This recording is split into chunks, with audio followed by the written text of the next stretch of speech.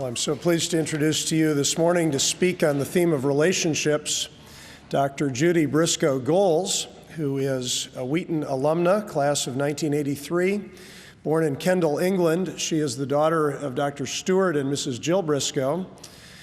She is a graduate not only of Wheaton, but also of New York University, where she received her master's and doctoral degrees. She now serves as adjunct professor of psychology and counseling at Trinity Evangelical Divinity School.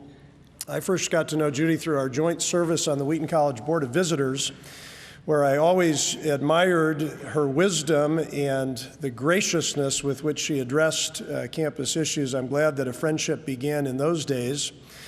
Some of you may also know her as the mother of student athletes Drew, Jordan, and Stephen Golz, which surely makes her Wheaton College's #1 soccer mom. Please join me in welcoming her.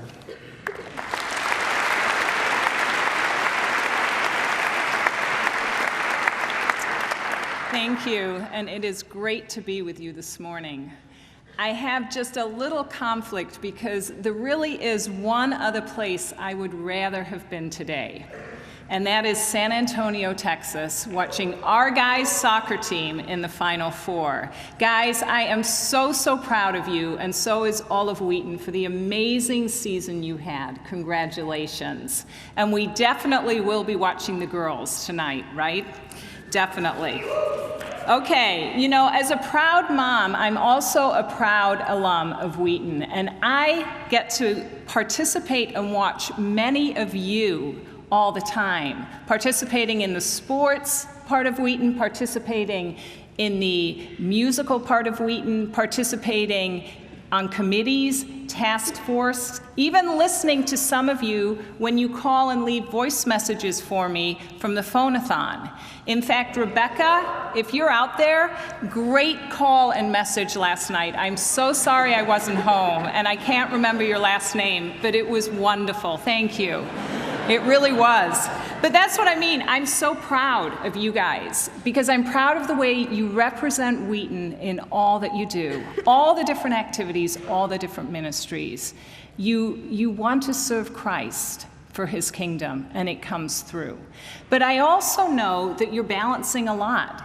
And all these extracurricular things you're doing, you're trying to balance with the real reason you're at Wheaton, right? To get an education. And these 3 weeks in particular, I know can be really stressful. When I was at Wheaton, I wasn't involved in half the things many of you are involved in, and yet I was still stressed out during these 3 weeks. Partly because I always thought I'd get so much more done over Thanksgiving break than I did. I never learned that lesson. And when I'd come back, I'd be totally overwhelmed with the papers and the projects and the exams. Now, there were other things going on in my life. Some of these things could help to kind of take away some of that stress, and others of them added to the stress. And one of these things was my relationships. My relationships back home with family and friends, and my relationships on campus with roommates, suite mates, teammates, professors, coaches, girlfriends, boyfriends, all those relationships. If they were going well, then I was doing pretty well. But if one or more of those relationships, especially the ones that were important to me, were not going well and were broken, then they added to my stress. And so this morning, I can't do anything about your academic load and the stress that that's causing you for the next 3 weeks. I wish I could, but I can't. But what I would like to do is maybe help you focus a little bit on some of the relationships in your life that maybe are broken, and maybe the Lord is asking you to try to fix. It may not happen during these 3 weeks, but sometimes thinking through these things can alleviate some of the stress and discomfort we're feeling in our lives. The story in the Bible that I want to look at to give us some ideas about things we can do is a story I'm sure many of you are familiar with, Genesis 15 through 21, the story of Hagar and Ishmael. Now, some of you may be looking at me and saying, really, that story? We usually think about Abram and Sarai, or Abraham and Sarah. The names change in those few chapters there. But I want you instead to focus on Hagar and Ishmael with me today, because this is a family of conflictual, broken, tension-filled relationships. And yet what we see in this story is that even if you're in a desert of hardship, there is a well of water of hope. God can come in, sweep in.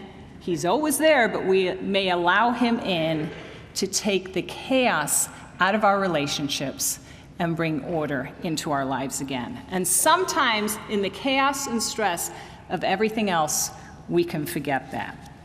So I'm going to start in Genesis 16. I'm going to summarize this quickly because, as I said, most of you are pretty familiar with the story. Remember, Abraham and Sarai were told by God that they were going to have all these offspring. The problem was Sarai was barren. She was infertile. And in those days, they didn't have infertility clinics. They didn't have the same ways we have today for people to get pregnant. But they did have means to supply an heir. And one of those was, if you had a servant, the servant could marry the master and have the child for the woman who was barren. Hagar was a maidservant of Sarai. Sarai gave her maidservant to Abram. Abram slept with Hagar, and Hagar became pregnant. As soon as she became pregnant, she turned around and despised her mistress. Now, we don't have time to get into the dynamics of why she did that. Sarai was very upset. And the Bible says that Sarai mistreated Hagar.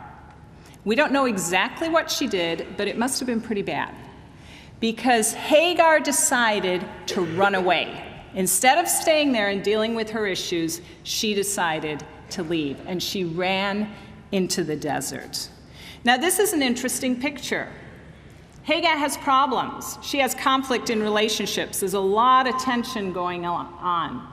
Instead of staying and dealing with her issues, what does she do? She runs away. But she doesn't leave all her problems behind. She's pregnant.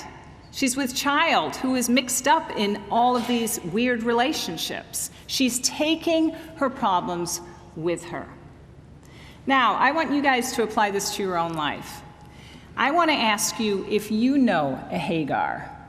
Now, some of you guys are sitting there saying, oh, this is great. She's asking the girls, do they know a Hagar in their lives? No, actually, the Hagar I'm asking you about can be a male or a female. Someone who represents Hagar in the story. Do you know someone who feels used? Hagar was used relationally, physically. She was used as a baby machine. And maybe you have a broken relationship of someone you know who feels used. Do you know someone, maybe the Hagar you know is someone who's been abused? That's a hard thing to think about, isn't it? If you look in all your spare time that you've got these next few weeks, if you look in Genesis 16, the first few verses, look at how many times Sarai addresses Hagar. You will notice that she never once uses Hagar's name. She says, that slave woman, her, she, the servant, your servant. A name is a very, very precious thing to each one of us. It identifies who we are. It represents us. Imagine if no one ever used your name. If they said, hey, you, over there. What would that make you feel like? That's how Hagar felt. She may also have been physically abused. We don't know. We don't know what exactly it means when it says mistreated. So she fled. But it must have been pretty bad, because she decided to run into the desert and face certain death rather than stay in the tent with Abram and Sarai. So do you know a Hagar who feels used or abused? Maybe not. Maybe you know a Hagar who finds him or herself in a position that he or she didn't ask to be in, who finds him or herself totally out of control in terms of the relationships in his or her life. Let me give you a couple examples. Maybe you're sitting here today and you're saying, I can't believe I have the roommate I have. This person is so difficult. I know we're both Christians. I know this is supposed to work out. But I feel totally out of control as to how to work the tension out of this relationship. That's a Hagar relationship. Or maybe you're a person who came to college and thought everything was fine back home. And then you went home at Thanksgiving and your parents say to you, you know what?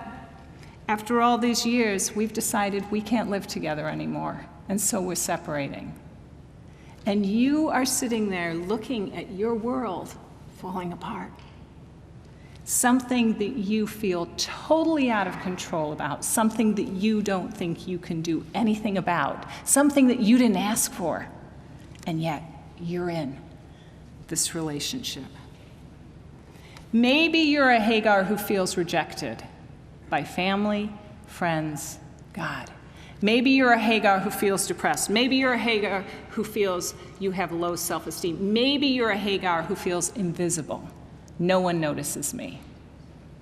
I've probably covered most of us in this room in terms of ourselves or knowing a Hagar at this point. So how do the Hagars that we know cope?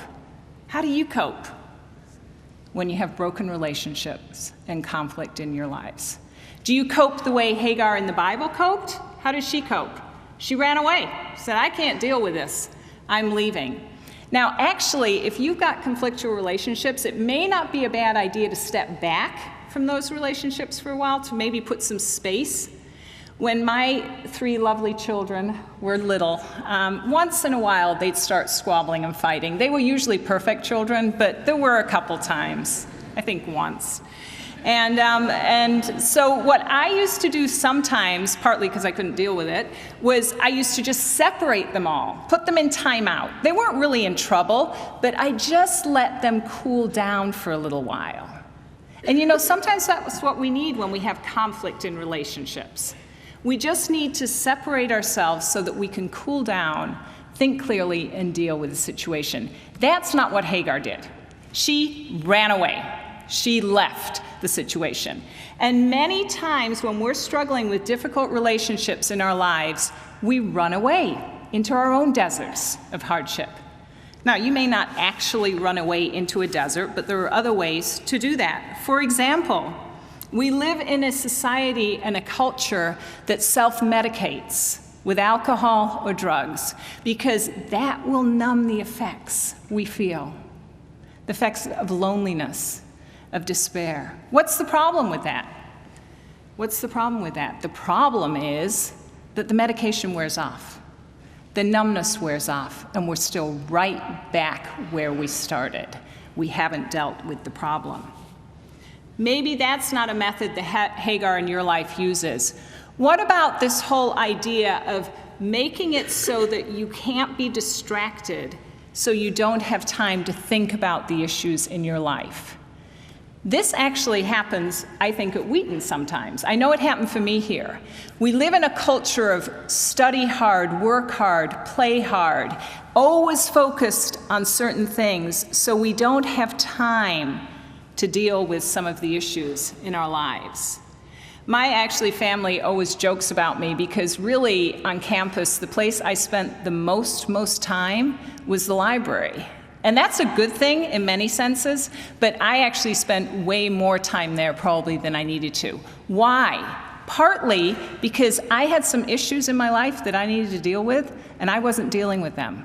And the way I dealt with them was I studied hard all the time. Now, I am not saying we shouldn't study hard. We should study hard. But are we using things in our lives so that we don't get distracted, so that we don't deal with other things?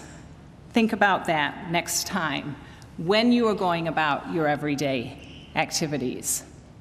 Along those lines, another way people run away is they surround themselves with people or things all the time so they don't have time to be alone. Now, this is something I see in your culture more even than our generation. You guys are so great with electronics. I'm not real good. I can kind of do the iPhone, but that's really stretching me. And I see that you guys are texting, hopefully not in chapel today. Actually, I'm really impressed. Most people are looking right at me. This is great. I'm impressed. But you know, we have electronics, we have things available at our fingertips all the time to entertain us, to keep us involved, to keep us in community, all of which can be good. However, sometimes you need to step back. You need to be alone. You need to give yourself time to think through issues and deal with issues. We can use these good things, whether they're studying hard, working hard, whether they're entertaining, whether they're being with people. All these good things can also be used to run away from the problems in our life. So what happens, going back to the story, to Hagar? She runs away. She runs into her desert. But the wonderful thing about this story is there is a message of hope for those who are dealing with chaos and confusion, because in her desert, what did she find? She found a well of water. She found God. She found He was there to supply her needs. And this is something I want to remind you guys of. You're at Wheaton. You know intellectually God is there for you. I know you do. But you need to do more than know it up here. It needs to be in your heart. You need to know He's there for you in your deepest time of need. You know, Hagar ran straight into God. Let me just read a couple verses from Genesis 16, starting in 7. The angel of the Lord found Hagar near a spring in the desert. It was a spring that is beside the road to Shur. And he said, Hagar, slave of Sarai, where have you come from and where are you going? I'm running away from my mistress Sarai, she answered. Then the angel of the Lord told her, go back to your mistress, submit to her. The angel added, I will increase your descendants so much that they will be too numerous to count. The angel of the Lord also said to her, you are now pregnant. You'll give birth to a son, and you shall name him Ishmael. As Dr. Ryken said before, I actually was born in England. I spent the first 9 years of my life living in the north of England. My parents were missionaries for a youth ministry called Capernwray Torchbearers, and it was housed in an old English castle, and we lived on the grounds of the castle. It was pretty cool, actually, as a kid, I have to admit, looking back especially. One of the things my parents did as they worked at this youth mission was they would go into the cities of northern England and they'd work with the street kids. They'd work with the gangs. They'd do street evangelism. They'd go into the coffee bars, which were huge back then, and they'd go into the dance halls, and they'd literally just sit down with these kids, most of whom were runaways, in the gangs, high school dropouts, that type of kid. And they'd tell them about Jesus. They'd tell them they could stop running from their problems. There was someone there for them. Many of these kids came to the Lord, and then these kids would go back into these places and do the same thing. And these kids kind of put together their own testimonies, and I think they're probably a little different from the testimonies you guys wrote on your Wheaton applications. I'm sensing they'd be a little different. But they got the point across to the kids they were talking to. And one of these kids in particular used to love giving his testimony. And he'd always end it by saying, you know what, I realized I ran away from God all my life. But I finally realized that God had longer legs than I did. And you know what? That's Hagar. She was running away from God, and yet what happened? God had longer legs than she did. God met her in her desert and did 3 things for her. He provided a well of water. She found out He lives. In fact, in verse 13 it says, you are the God who sees me, for she said, I have now seen the one who sees me, invisible Hagar, good-for-nothing Hagar. That's not true. You are God, and you see me, and I am important to you. You live. What else did she realize? She realized God loved. Verse 8 again said, Hagar, where have you come from and where are you going? Hagar. He used her name. He used her name. I wonder how long it had been since she had heard her name. Telling someone something precious to them, giving someone an encouraging word, being positive with someone, you never know the effect you will have on that person's life. It might be just what they need at that moment. Hagar needed that. She needed to know that God lived, and she needed to know that God loved. And thirdly, she needed to know he was listening to her. In verse 8, I said before, Hagar, where have you come from and where are you going? Do you think God Almighty needed to really ask that question? Do you think he really needed a slave girl to tell him where she'd been and where she was going? No, he already knew, but he wanted her to tell him. He wanted her to know, I am listening, I am here for you. As you're in your desert, as you're dealing with these terrible, complicated relationships, I'm here to help you. I'm here to listen to you. And you know what? You're going to go back. You're going to face up to your problem. You're going to deal with it. And you're going to have a son, and his name's going to be Ishmael. And the name Ishmael means God hears. Every time you call your child's name, you're going to be reminded, I'm here for you, and I'm listening to you. And you know, I think one of the problems I know I have, and I think a lot of us have, is we know God's listening to us, but he's not the first person we go to. Sometimes we don't go to God with our problems, with our relationships, with our conflicts, and our brokenness until we've exhausted every other possibility. And then we're like, oh yeah, God. And he's waiting all the time for us. He's listening. We're looking everywhere else except at him. I called my youngest son, Stephen, on the way here to ask him if I could use this illustration, so he knows this is coming. When Stephen was very little, he got in trouble a few times. Again, not many, and if you know Steve, you'd be surprised to know he even got in trouble a few times. And I was a mom who read all the parenting books, and so I tried to use all the things they told you in these books. And one of the things they said was, if you're trying to teach your child something, make sure you get down on their level. Well, Steve now is 6'3" or 6'4", so I'd be doing this if I was doing it today. But back then, he was really little. And so I got down on my knees because I wanted to get down to Stephen's level, because I needed to talk to him about something he'd been doing. And then the other thing the books told you was make sure you've got eye contact. Make sure they're looking at you. And so I got down on my knees, and I said, come stand here, Stephen. And he came over, not too happily, and I said, look at me, Stephen. And he's like this. I said, Stephen, look at me. No way.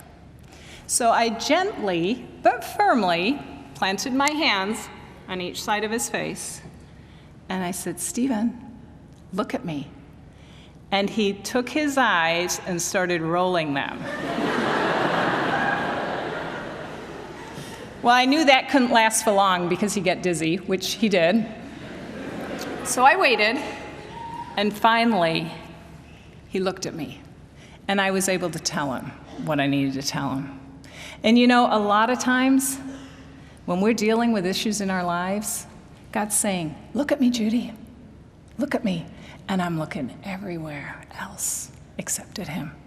He's there. He wants to listen. We need to focus on him, and he will be there for us. So what did Hagar do? She learned all this. She learned all this. And she also heard from him that she needed to turn around, face up to her problems, and go back. And so she did. She went back. Now, I am not saying that everybody walks straight back into a conflictual relationship. What I'm saying is you get wise counsel. She had counsel from God, and he told her exactly what to do. And you guys have many, many people around this place, and I'm sure at home, who can give wise counsel in your broken relationships. But I'm sure it wasn't easy for Hagar to go back. You know, when you have to face up to your problems, and you have to own what you can own of a broken relationship, and you have to deal with that, that's hard. And I would think she was dragging her feet as she went, but she went. When I was in high school, my senior year, I was asked to join the cross-country team. They were short a runner. It's a long story. I was kind of recruited 2 days before the first meet. Wasn't a good sign. The meet comes 2 days later. I haven't had any preseason. I've just kind of been running on my own, and it's about 100 degrees out. Well, I get to the last bit of the race, and I think I'm going to die. I really do. And I remember kind of thinking to myself, why am I doing this? I mean, I really like this team, but I'm not that committed. And back in that day, I haven't been to a cross-country meet in a long time. Maybe it's the same where your fans are kind of really close to you as you run around. And I thought to myself, you know what? I bet I could just literally fade into the side, with the spectators and go home. I mean, that's where I was at. Well, my coach must have realized this because he all of a sudden appeared and starts running next to me. And he says, hey, Jude, you can do this. And I'm thinking, are you kidding me? And then he said, actually, I need you to pick off the next two runners if we're going to get the place we need. And I'm thinking, pick them off? I'm ready to leave. But with him standing there, and actually he wasn't standing, he was running with me, and him encouraging me, I did pick up my pace. And together, we finished the race. And that's what I think of when I think of Hagar. When God tells her to turn around, go back and face her problems, she wasn't on her own running the race. He was there next to her. He was there coaching her. He was there encouraging her. And he will do the same for us. He will put people in our lives. He will be there himself. He's there to help us through our rough situations. Now, we're almost out of time. I want to give you one last illustration, and then I'll let you go. I don't know if you have cats or kittens, but if you do, have you ever seen them with a ball of yarn? I know you don't here, but maybe at home. Have a beautiful ball of yarn. It's all wrapped up perfectly. What happens if you give that ball of yarn to a cat or a kitten? They totally unravel it, right? The thing becomes a mess. It's everywhere. It isn't that ball of yarn anymore. And you know what? A lot of times, our relationships can represent that ball of yarn. We may look at the relationships in our life and say, it's doing pretty well. Actually, it's pretty compact. It looks good. And then something or someone comes along, and what happens?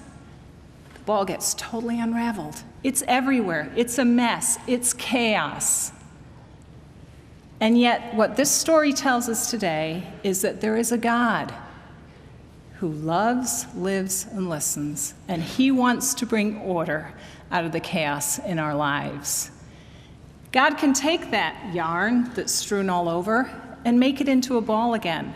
What's interesting is this ball that he creates this time probably is going to be different than the ball that originally existed. Relationships change. Things are different. But that doesn't mean that it's bad, and that doesn't mean that he doesn't want to help us do all we can to make all our relationships all that they can be for him. As you guys head into the last few weeks, I'm going to be praying for you. I know it's tough. I know it's stressful. And I'm also going to pray that God will bring to mind maybe that one relationship that you have in your life or that someone close to you has in their life that maybe he needs to help them fix and mend. You're responsible for your part in that relationship. When you think of the Hagar in your life, is there something you need to do? Thanks so much, guys. Have a great day.